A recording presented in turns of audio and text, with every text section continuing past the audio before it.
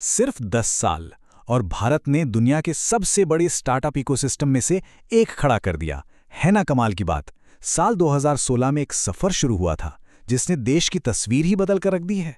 तो सवाल यही उठता है कि आखिर ये सब हुआ कैसे। मतलब इतनी तेजी से ये जबरदस्त बदलाव आया कहां से। चलिए आज इसी कहानी की परतें खोलते हैं और समझते हैं।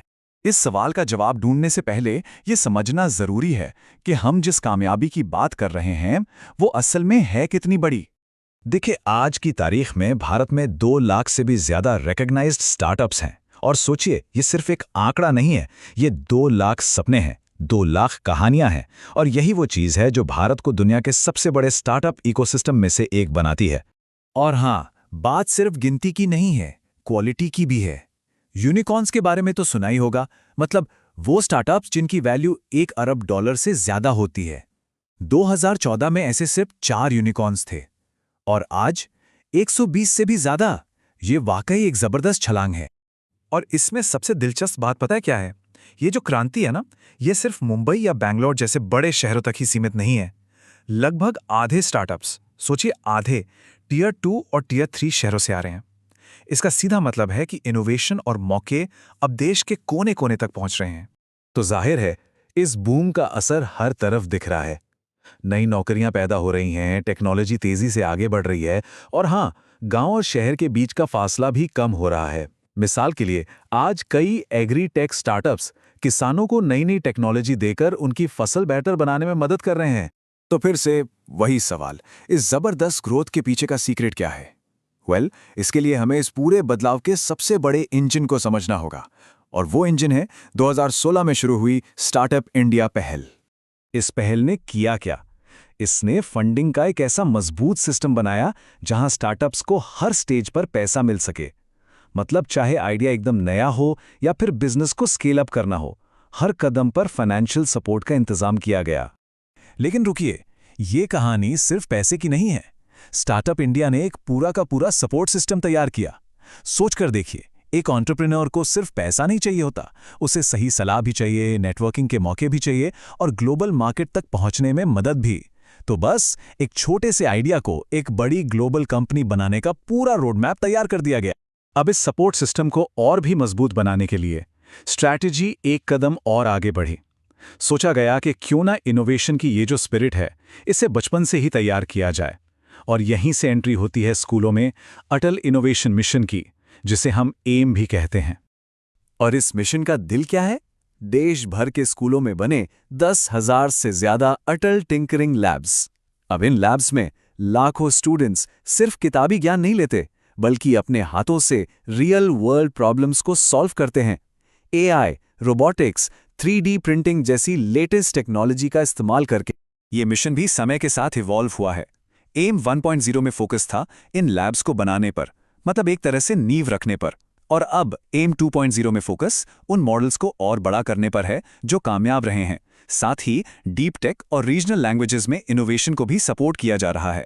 लेकिन कहानी सिर्फ स्टार्टअप इंडिया या एम तक ही खत्म नहीं होती।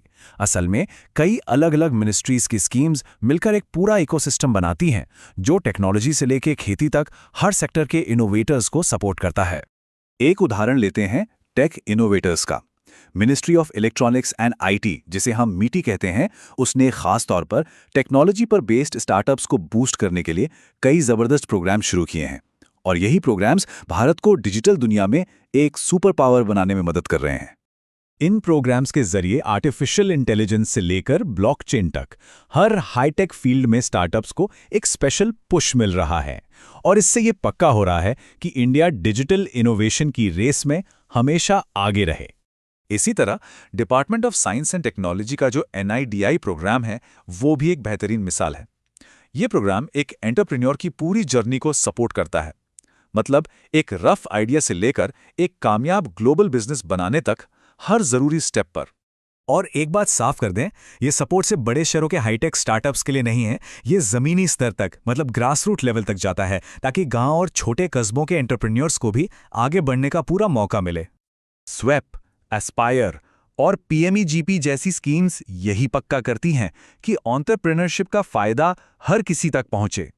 ये स्कीम्स देश के कोने-कोने में लाखों लोगों के लिए न सिर्फ रोजगार बल्कि एक बेहतर जिंदगी के नए दरवाजे भी खोल रही हैं।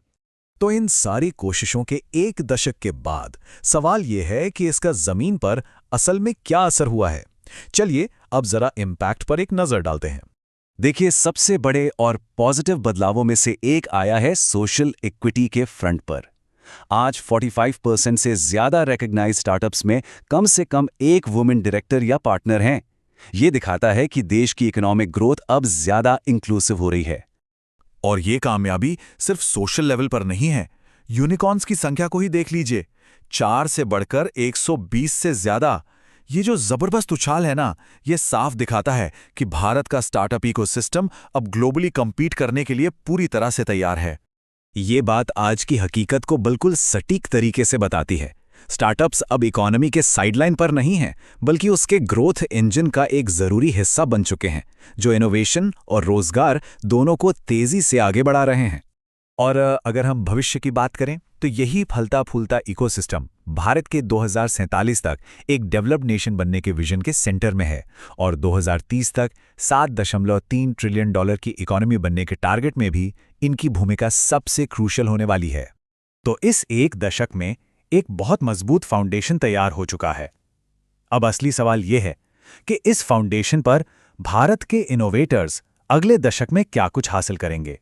सोचकर देखिए, संभावनाएं तो अनंत हैं।